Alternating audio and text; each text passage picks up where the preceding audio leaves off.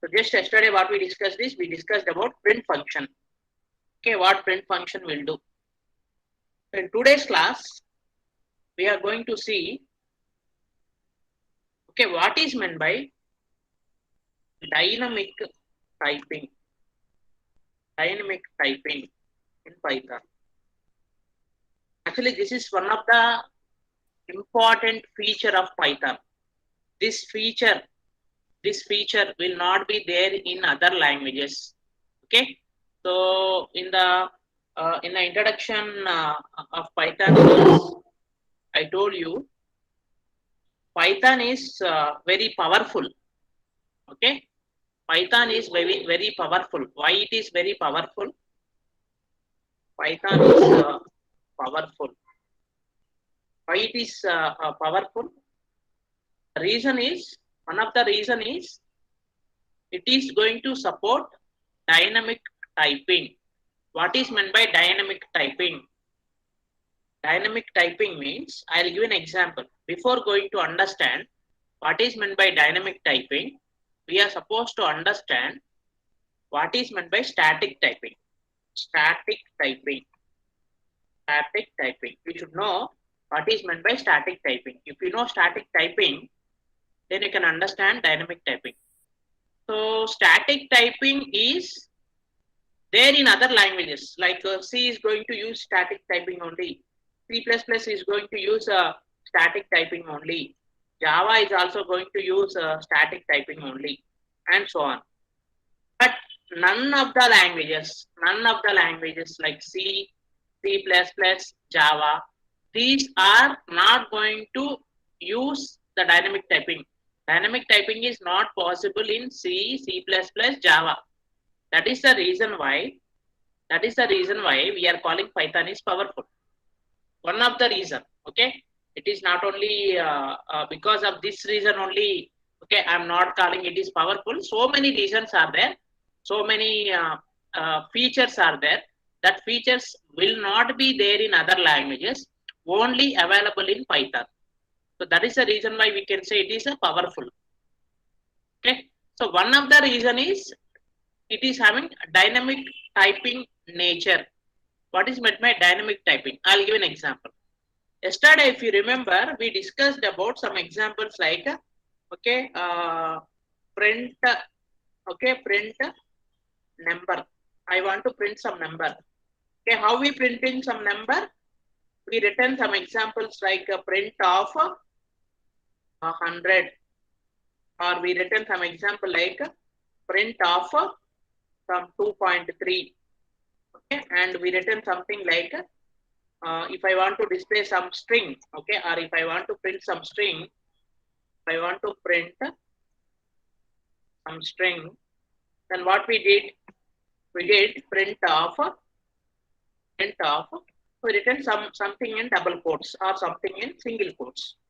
So this is the difference between printing something, means especially numbers, and printing some string. So here, if you want to print a number in general, we don't use any code. We don't use single code, or we don't use double code. That's why here in these two examples, I am not using any code, because those are numbers. So in computer terminology, the numbers are known as, okay, integers, and as well as float, and as well as double. I'll tell you what is this integer, float, double. So integer means, in mathematics, integer means it is a number which is not having any fractional part. Example is, for example, if I write some number that is not supposed to have any fractional part. Okay? If I written 20, in 20 there is no fractional part. Fractional part means simply for your understanding, no decimal point.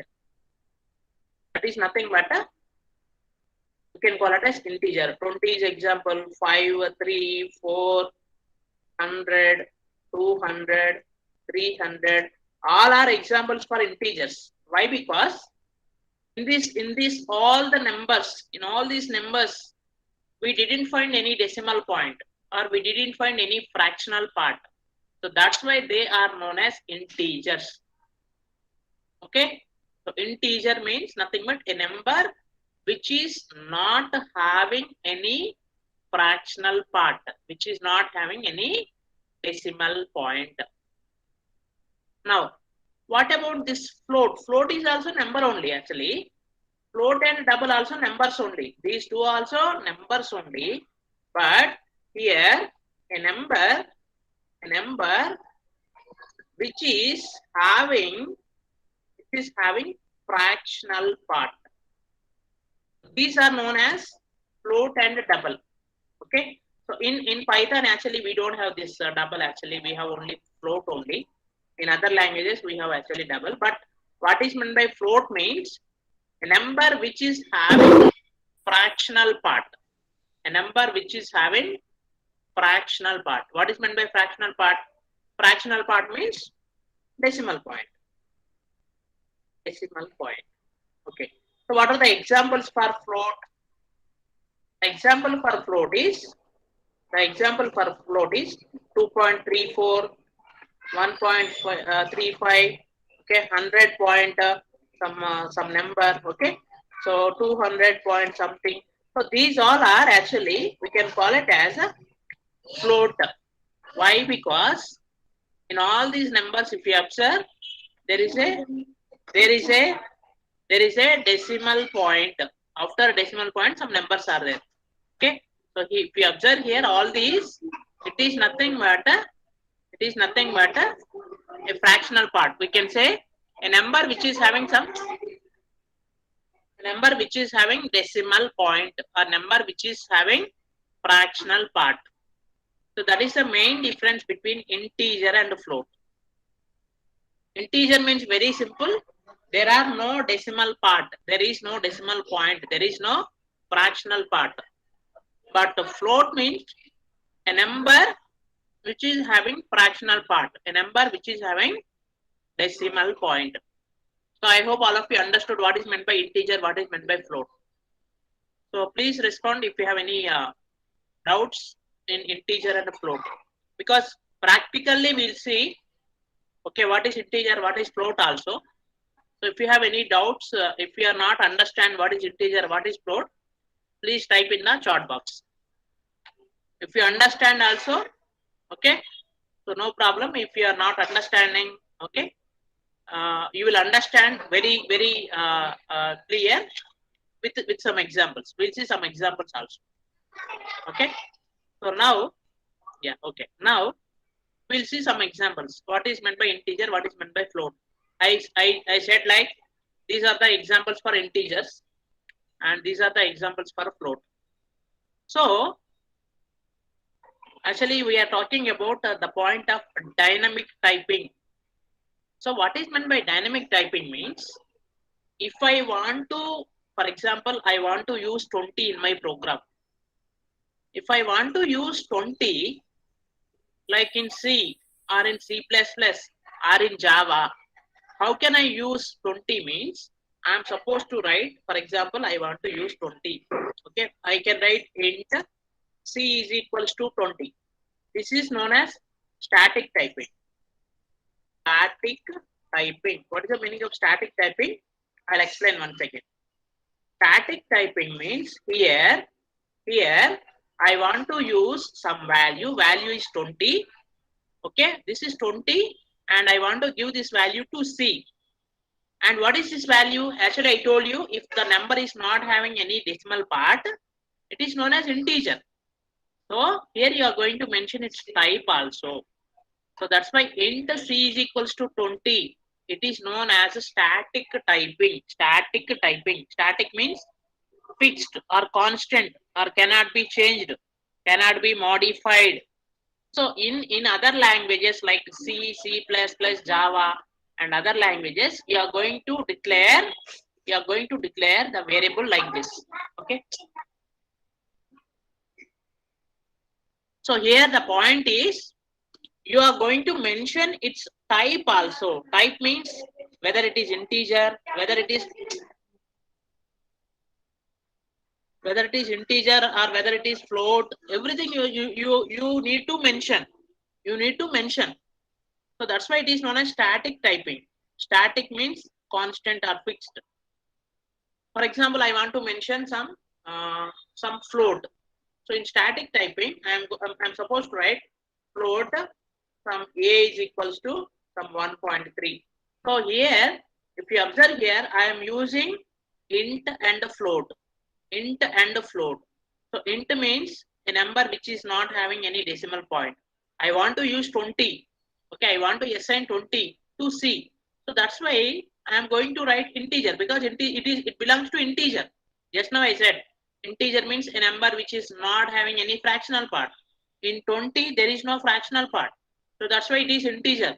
So that's why you need to mention it is integer. In a float, it is having fractional part or it is having decimal point. So that's why, okay, we need to mention its type also. You need to mention its type also, whether it is integer or whether it is float. Whenever you are mentioning its type, okay, so that type of concept is known as static typing. Okay, here you are mentioning it is integer, it is float. And what about dynamic typing? Dynamic typing means, okay, dynamic typing means we are not supposed to mention. Same example I want to explain in dynamic typing. So if I want to use same 20 for C and same 1.3 for A, then what I'll do is, I don't need to mention its type. Here if you observe these two things, you can understand. Okay, in static typing, okay, I written int, I written float, I written their types also. Here the meaning of int is equals to 20. The meaning is C is of integer. C is of integer means C is going to store some integer number only. Whether it is 20 or 200, whatever you want to assign, you can assign. That is up to you. And what about A? A is of float. Okay, you can assign some float number. So that is nothing but static typing. Means here you are mentioning its type clearly. That is static typing. And what about dynamic typing? If you observe here, in dynamic typing, I am not mentioning its type. I am not mentioning its type. Here, if you observe here, I written simply C. Okay, I didn't written int C equals to 20. I didn't written float A equals to 1.3. Similarly, for example, I want to declare one string in Java or in C, some other languages. I can write string from S is equals to, okay, I can write like this. Here also, I am mentioning string, okay. So this hello is of a string type. I am mentioning its type.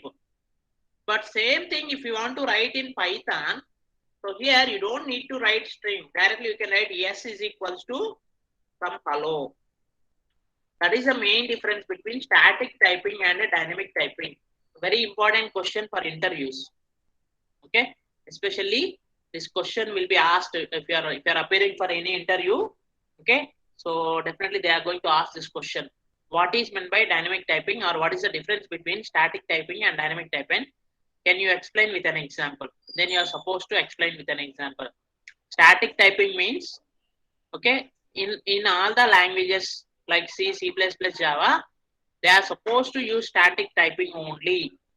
Static typing means once you are defined its type, okay, it cannot be changed. For example, C is always expecting an integer value only. C is always expecting an integer value only, and A is always expecting a float value only. S is expecting some string value only. Okay, along with that, you are supposed to mention its type also. Okay, so this is static typing. You must mention its type. But what about dynamic typing? In dynamic typing, you don't need to mention its type. I don't write int C equals to 20. Instead of writing int C equals to 20, Simply I can write C equals to 20, some A equals to 1.3, some S equals to hello. So I don't bother about whether C is going to, okay, whether C is going to take integer or not. I'm not going to mention its type. So that is the main difference. Any doubts? Please let me know. Any doubts regarding this static typing and dynamic typing?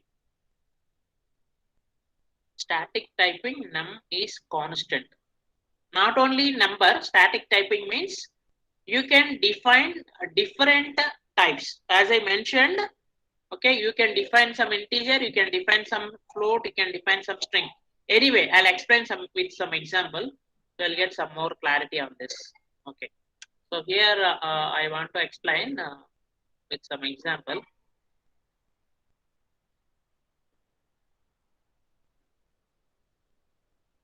Okay, so this is actually IDLE shell. Okay. So here just I am trying to write something. For example, A is equals to 100. So this is accepted in Python. This is accepted in Python. This is known as dynamic typing. For example, in other languages, if you are written A is equals to 100, for example, in C language, if you are written A is equals to 100, you will get an error. Why? Because you are supposed to mention its type also. Before A, you are supposed to write int A is equals to 100. Then only you are going to be, the statement will be accepted. But in Python, because of its dynamic typing nature, you don't need to mention its type. For example, you may have some doubt. What is this A? You are given some value. You want to know what is its type. Okay. So if you want to know its type in Python, we have a function called type. Okay. So this is also one of the important function. So that is type function. Type function. Yesterday we seen some function called print. Okay, print is used to display something on the screen. What this type function will do? Type function will return the type of data. Okay, the type of variable.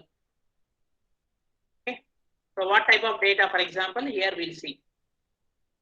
For example, here I return A is equals to 100. If you return type of A, okay, if you are written type of A, what is A actually? A is 100. 100 is nothing but it is integer. So it is going to return integer. If you observe here, it is returning integer. Means the type of A, whatever you define, that is nothing but an integer. Similarly, you can take some B is equals to some 3 point some number. So what is this? Just now I told you. So if any number is having some decimal part, if any number is having some fractional part, that is nothing but a float. So if you want to check, you can write type of B. It is going to return float. So what is the type of B? B is nothing but it is having float value. Similarly, I can write some string. C is equals to hello. Hello. If you want to know what is this, what is the type of this C, you can mention type function, type of C. It is a string. Okay. So this is the way how we are going to know what type of data it is having.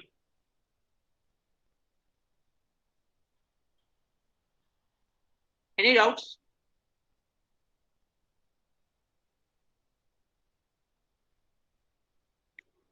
Static typing we won't use in Python because of its nature. Okay, if you want, you can write, for example, int A equals to 20. So what we are getting? We are getting an error. Why? Because it is going to support dynamic typing. You don't need to write its int A equals to 20. Okay, don't need to mention its type before this thing, because A may be later modified. Here, for example, I took A is equals to 100. Actually, here A is integer. The same A I can write instead of number. I can write some string also. Hello. So now if we check what is the type of this A, it is modified. It is dynamic. That is the meaning of dynamic. Dynamic means it is going to be modified. It is not going to be fixed. Okay. If you observe here, it is string. Same A, it is taking integer, some number, and same A, it is taking some string also. Okay. So same B, you can write some B is equals to some 1000. So this is nothing but integer. The type of B if we write, then it is going to return integer. So here actually B is taking float. Okay, but same B variable is taking integer like that. So dynamic means always it is going to be changed. It is not going to be.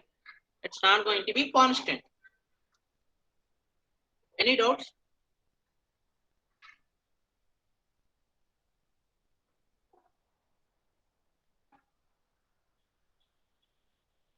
Okay. So now we'll write some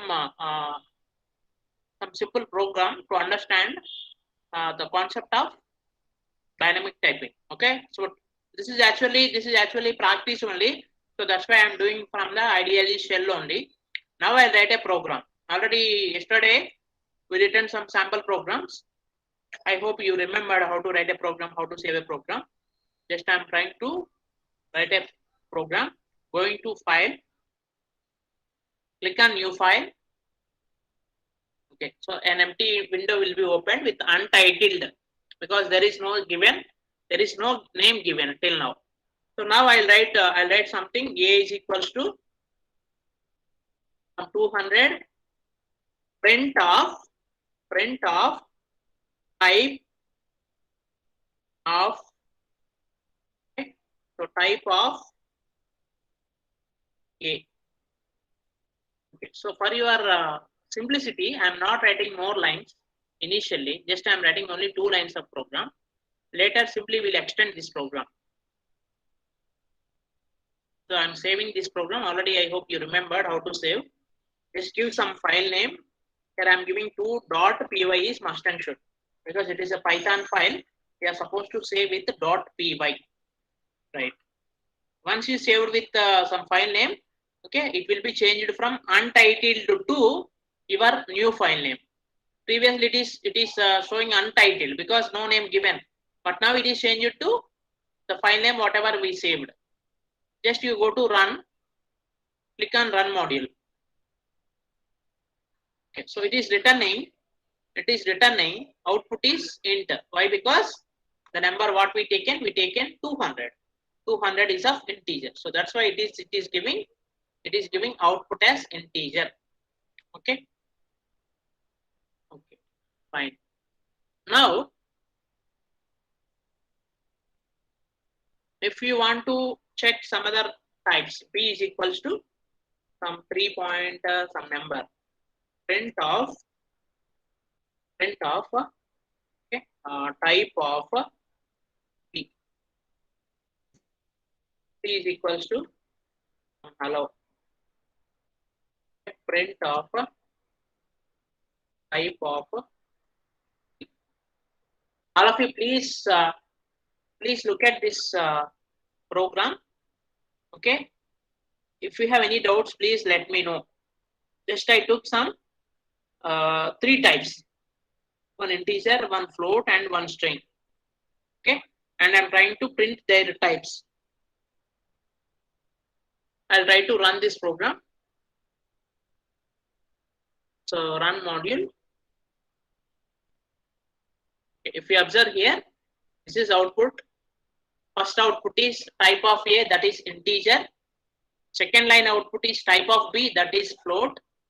Third line output is type of C, that is string. Okay, if you want to write some more statements, for example, you want to write something different. Okay, something means, for example, instead of writing only simply all these things, let me write let me add something. For example, here before writing this, just you write something here in the double quotes. The double quotes, in the double quotes, type of A is. Type of A is. So here, what is the difference between the previous statement and this statement? In the previous statement, simply I written type of A. But in this program, what I am doing is I added something before type of A. I written something here. Okay, so that something is I written in double quotes. This is only for your understanding. For your understanding. Okay, for your understanding. Here, for example, type of A. What is type of A is? Type of A is means whatever you are writing in double quotes, this will be appeared in the output. So here, what is the output we'll get? Type of A is, we'll get A type is class int. That is the output we are going to get. I'll show you. Just how can you add something in your output? That is the purpose. Okay, so let's just run my program. So type of A is, just you observe what is the difference between this program and the previous program. In the previous program, just you got only from here to here only. Class of int, we got only this thing. Because I am not written type of A is. Now I added this type of A is, comma. If you are added this, okay, whatever you are writing in the double quotes, that will be printed on the screen. So here I written type of A is. So that's why it is printing type of A is. And what value it is returning? Type A means it is class int. That's why it is returning integer. Okay, I'll give one more example in the same program. For example, name is equals to, okay, name is equals to some Sachin. Print name I entered, comma, name. Okay. Name I entered, comma, name. What is the name I given here? I given some Sachin. Okay. So that's why here I am writing a name. So here, what is the output? Name I entered. What is the name value here? Sachin. So if you want, you can check it. Name I entered Sachin. Similarly, if you want to check its type, print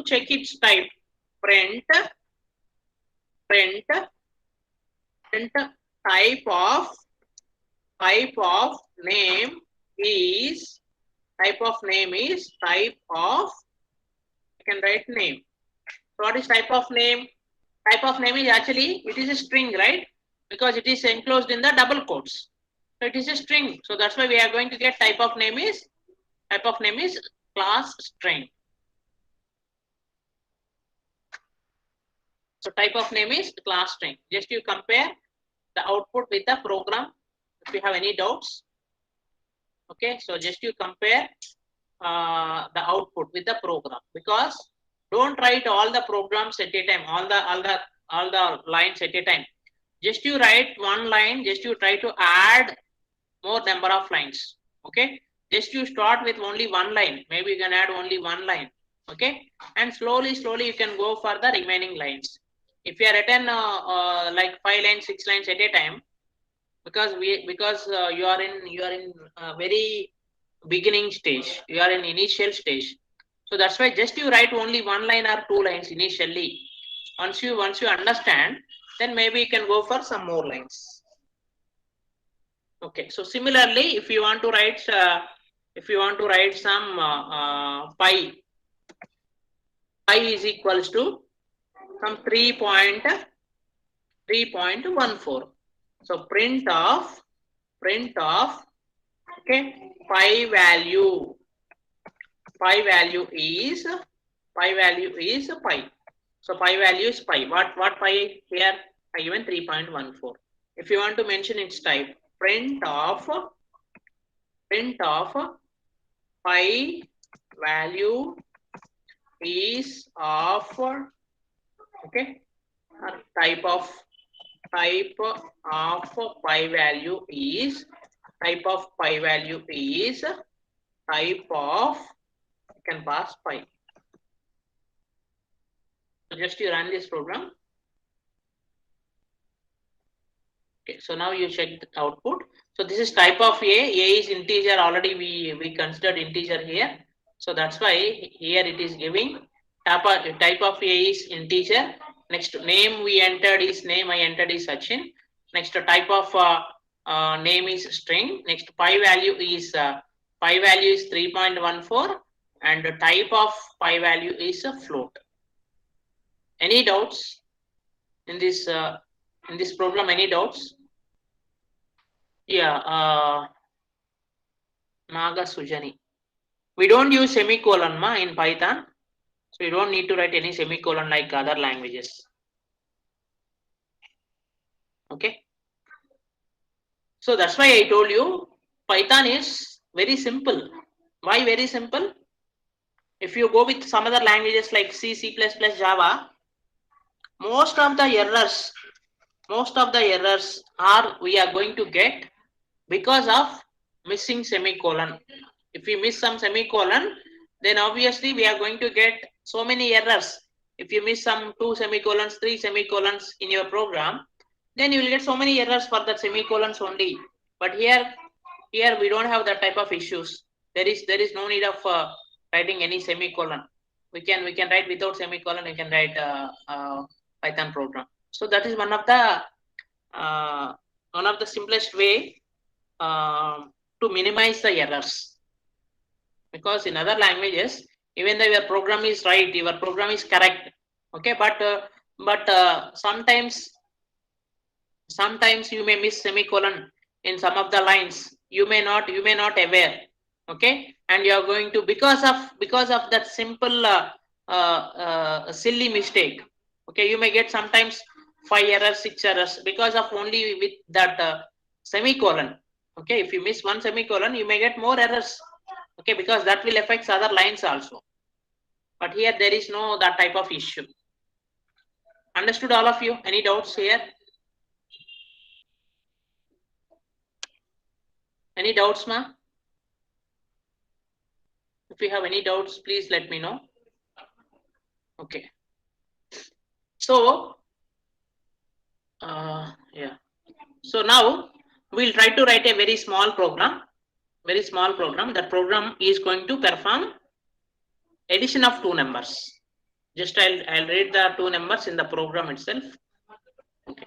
And before that, I'll mention one more point here. What is meant by comment? What is meant by comment? Okay. So I think all of you heard about the word comment. Maybe in your social networking websites, you are very active in social networking websites like Facebook or okay, or some other YouTube or okay, Twitter. You are going to comment. For example, your friend is posted some image, or your friend is posted some video, or your friend is posted some update. So for that update, you are going to have different types of options. Comment. Okay, so in YouTube also you'll have comment, share, subscribe, like. So all these things. So comment means in Python, in programming point of view, comment means simply, okay, it is used for writing some explanation for your program or for statements statements in program. In other words, we can call it as comment is used for writing documentation. In computer terminology, we can call it as documentation. What is meant by documentation? Why we are going to write comment? I'll tell you. Okay, what is the use of this comment means? I'll tell you. For example, you are working in a software company. For example, you got a job. You are working in a software company. Okay. So in that company, you did some 2 projects. You involved in 2 projects. For example, you are working in Infosys. Okay, you involved in 2 projects. You worked for 5 years. You worked for 5 years in Infosys. Okay, after 5 years, you got a new offer in other company. You got a new offer in other company. Then what you will do? You will leave Infosys. You will go to some other company. Okay. So what Infosys people will do? They are going to recruit a new person in place of you, because there is a vacancy. You left the Infosys. You left means instead of you, or in place of you, they are supposed to recruit some employee. They are supposed to recruit some new person. Okay, they recruited some new employee in place of you because you left the Infosys. You went to some other company because they are offered some more salary than Infosys. Then what Infosys people are do? They are going to recruit some employee in place of you. Some okay, some X person will be recruited in place of you. Okay. Now what is the job of that new person? The job of new person is he is nothing but replacement for you, or he is nothing but he is substitute for you. For example, whenever some cricket match is happening, okay, so in general 11 players are going to be there in any team, but why they are going to mention 15 members squad? Why they are going to mention 15 members squad? Actually they are going to give uh, opportunity for 11 members only. In any cricket team only 11 members will be played, but they are going to take 15 members in any squad if they are playing for any, okay, any trophy or any series or anything, any match. So if any player is not fit, or if any player is okay, not well, or he is having any issues, any fitness issues or anything, then immediately what they will do, they will replace that player with some other player. So that is nothing but we can call it as substitution or replacement. So in software industry also, in industry also, no one is permanent. No one is permanent. So if you got some good offer in some new company, you are going to leave that company. You won't work. So that's why what company people will do, company people will immediately will recruit some person in place of you, so that the new person has to continue your job. The new person has to continue your role, continue your responsibility, continue the project where you stopped. So that is the job of the new person. So if we want to continue, if we want to replace your role, definitely what he should do first? First, he should understand what you did for the last 5 years. Because even though he is having some experience, he is new for Infosys. He is joined, for example, today only he joined. He don't know anything. Maybe he is having experience in some other company, but he is new to Infosys. Then what he will do? He is joined in place of you. So first he is going to observe. He is going to find what you did for the last 5 years. So for that purpose, company is going to give you some time for him. Okay, maybe they will give some 1 month or 2 months. In 1 month and 2 months, what that newly recruited person will do? The new person is going to find out, is going to understand, is going to know what you did in the last 5 years. That is the responsibility for the first 1 or 2 months. Okay, how he can understand the work what you did in the 5 years? The easiest way to understand is, okay, if you are written some documentation, then it is very easy for the new person to understand. So documentation means if you are given some explanation for the work whatever you did, for the program whatever you are written, for the code whatever you are written, that is what we can call it as a comment. Comment means, simply we can say, it is help document. Help document. For example, here I am writing some program. Okay, so you may not understand what I am writing because you are in the initial stage. I read some big Python program.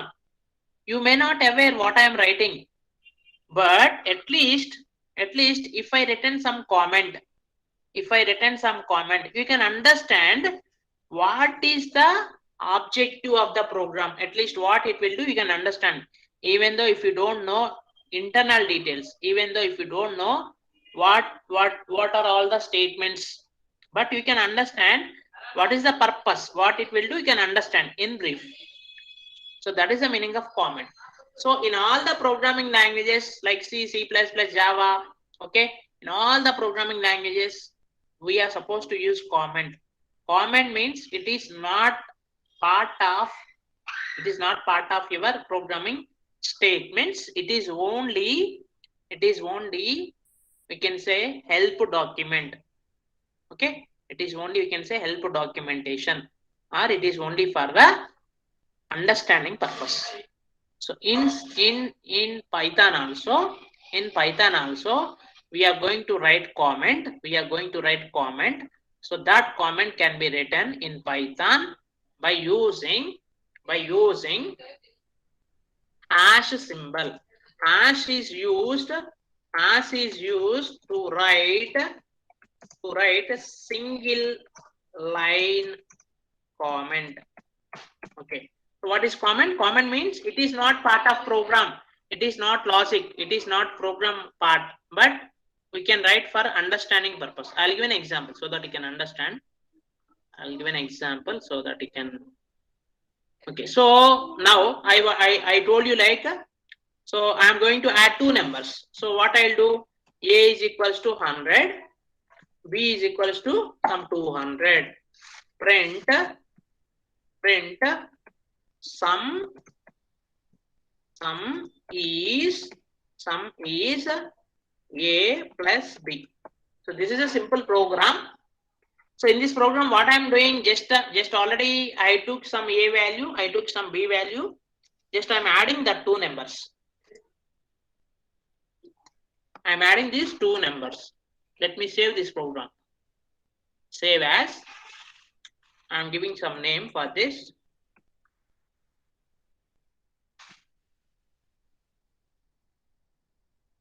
Okay, now, just I'll run this program. Output is sum is 300. Why? Because we are doing sum of 100 and 200. So 100 and 200 sum is 300. Sum is 300. I hope all of you understood this program, right? So any doubts in this program?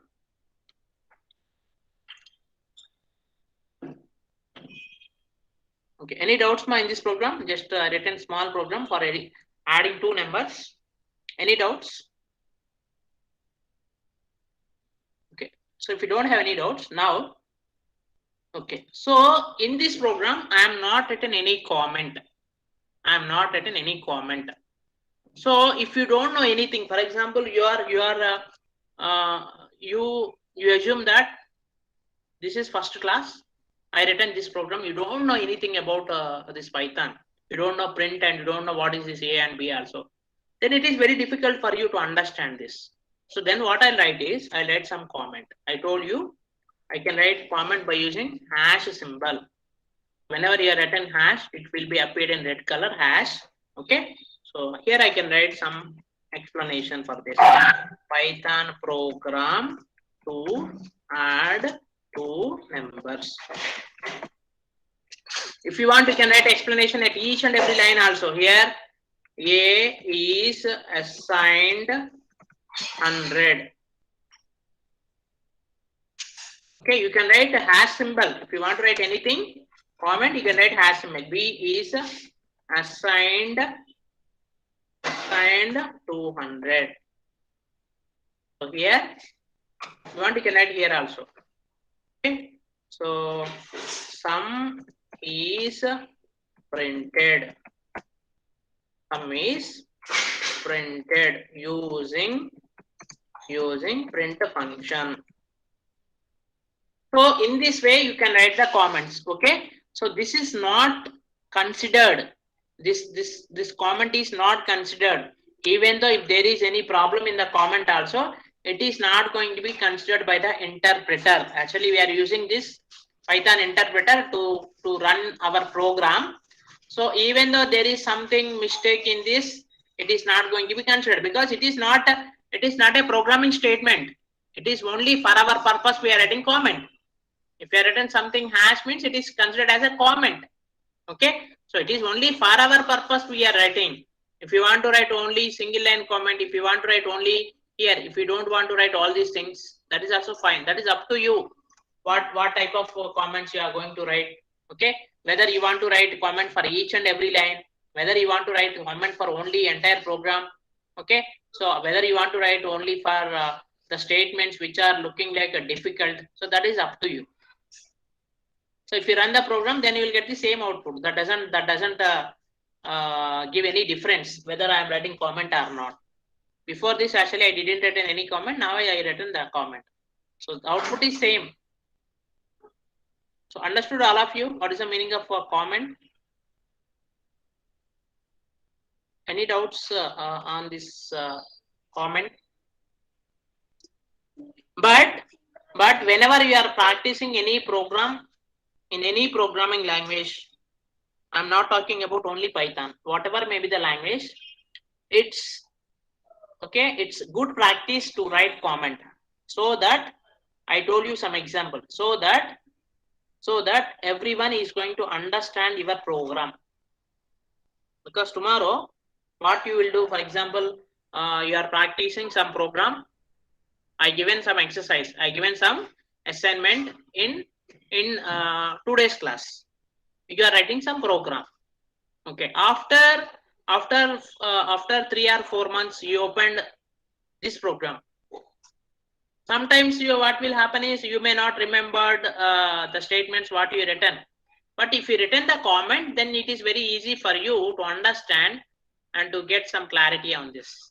So that's why comment is very important for understanding others and as well as to revise for you also. So understood? Any doubts here? So now my question is, we'll write some programs like this is addition of two numbers. Now I'll write one more program for doing subtraction of two numbers. Same program, almost the same logic, but just I want to perform subtraction. So you don't need, if you want, you can write it here. I can write a subtraction or a difference. I can say a difference. Difference is here we can use for subtraction, we can use minus symbol. So A minus B. So what is the output? A minus B, 100 minus 200. 100 minus 200 is minus 100 will be the output. If you want, you can check it out. So here, just I'll run this program. So difference is minus 100. Why? Because A is 100 and B is 200. So output is A minus B. That is 100 minus 200. 100 minus 200 is minus 100. Similarly, if you want to write in the same program, I want to write multiplication also. Print multiplication. Multiplication is A into B. Here, this time I want to multiply two numbers. So what is the multiplication? Multiplication is A into B, right? So here 100 into 200, that is the result. So if you observe here, we will get 100 into 200. Okay. So this is the result. 20,000 is the result. That is multiplication. If you want to perform division also, you can perform A by B division. If you want to perform some some other operations also we can do. But before this, I want to explain one more simple program. Already we seen that type of programs, but for your understanding, okay, just I am writing the program is Python program to enter, okay, to display the entered, okay, to display the number, okay, to display the number. For example, what is the meaning of this title means? For example, I'll say a is equals to 1, okay. So then print you entered a. Okay, so here a means you entered 1. For example, I think all of you are observed this in your customer care. Whenever you are calling any customer care like Airtel or Vodafone or some other okay customer care, so then you are going to get some menu, 1 for Telugu, 2 for Hindi, 3 for English. Then you are going to enter some input. You are going to enter 1. If you press 1, then it is going to tell you, okay, so you are selected 1, okay, you are selected English language. So similarly here also, if you are given a is equals to 1, okay, then it is going to give us you entered 1. So this is the output. Similarly, some name is equals to some ABC. Okay, so here I want to write print my name is okay. We can write name. What number? What is output here? My name is ABC. Similarly, course is equals to some diploma. Course is equals to some diploma. So print my course is course. So here what is the output? Output is you entered 1. Okay, my name is ABC. My course is diploma. So that is the output. So we'll save this program and we'll see how we'll get the output. So let me run this program. Okay, so if you observe here, you entered 1, that is the output for the first line. You entered 1, that is the output for the first line. And next thing is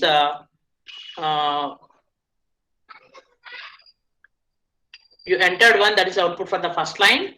My name is ABC is output for second line. My course is diploma is output for the third line.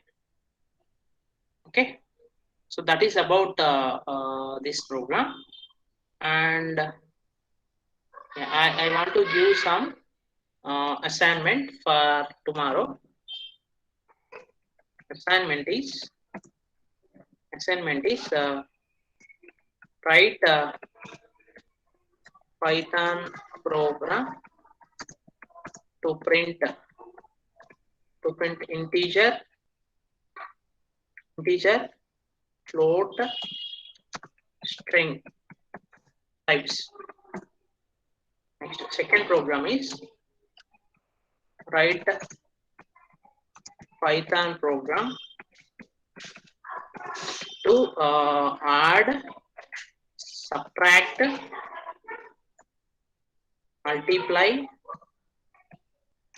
divide two integer numbers. This is one program, and same thing we can do for two float numbers also. We can take some float numbers and we can do. So I think all of you can do this, right? These three programs. Any doubts? Are you able to do these programs? Or any doubts, please?